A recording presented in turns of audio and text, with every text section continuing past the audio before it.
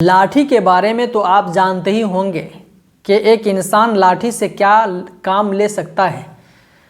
جب انسان بوڑھا ہوتا ہے اور ضعیف العمر کو پہنچ جاتا ہے تو لاٹھی کے سہارے چلتا ہے۔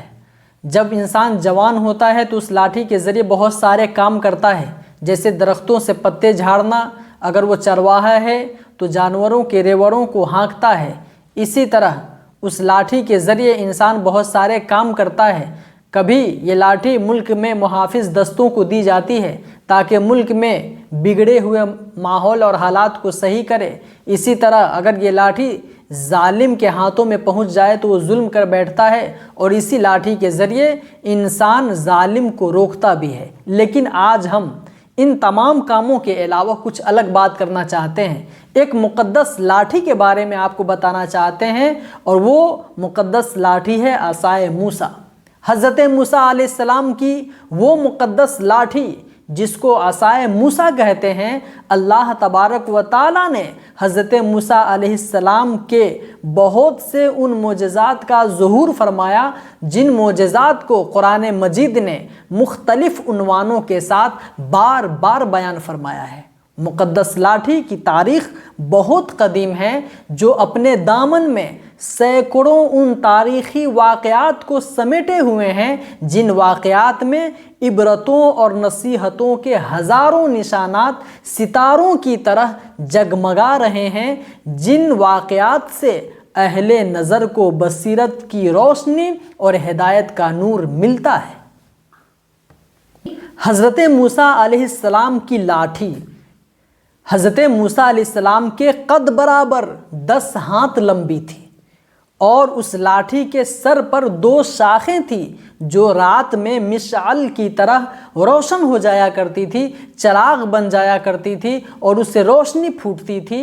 اور یہ لاٹھی جنت کے درخت پیلو کی لکڑی سے بنائی گئی تھی، اور اس لاٹھی کو حضرت آدم علیہ السلام بہشت سے اپنے ساتھ لائے تھے، جیسا کہ تفسیر ساوی میں ہے وَآدَمُ مَعَهُ انزل العود والعصا لموسیٰ من العاص النبات المکرم واوراق تینی والیمین بمکہ وختم سلیمان النبی المعظم۔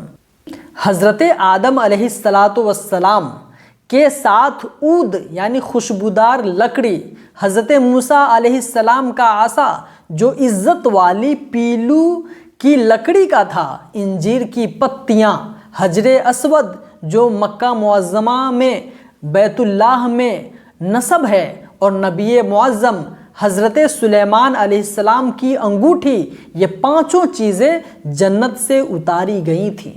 تو یہاں تک آپ لوگوں نے سنا۔ لاٹھی کون لے کر آئے تھے؟ حضرت آدم علیہ السلام۔ حضرت آدم علیہ السلام کے بعد یہ مقدس عصا حضرات انبیاء کرام علیہم السلام کو یکے بعد دیگرے بطور میراث کے ملتا رہا، یہاں تک کہ حضرت شعیب علیہ السلام کو ملا جو قوم مدین کے نبی تھے۔ جب حضرت موسیٰ علیہ السلام مصر سے ہجرت فرما کر مدین تشریف لے گئے، اور حضرت شعیب علیہ السلام نے اپنی صاحبزادی حضرت بی بی صفورہ رضی اللہ تعالی عنہا کا حضرت موسیٰ علیہ السلام سے نکاح فرما دیا، اور حضرت موسیٰ علیہ السلام حضرت شعیب علیہ السلام کی 10 سال تک خدمت کی، آپ کی بکریاں چراتے رہے۔ اس وقت حضرت شعیب علیہ السلام نے اللہ تعالیٰ کے حکم کے مطابق وہ عصا، وہ لاٹھی حضرت موسیٰ علیہ السلام کو عطا فرما دیا۔ پھر جب حضرت موسیٰ علیہ السلام اپنی زوجہ محترمہ کو ساتھ لے کر مدین سے مصر اپنے وطن کے لیے روانہ ہوئے اور وادی مقدس مقام طویٰ میں پہنچے، تو اللہ رب العزت نے اپنی تجلی سے حضرت موسیٰ علیہ السلام کو سرفراز فرما کر منصب رسالت کے شرف سے سر بلند فرمایا۔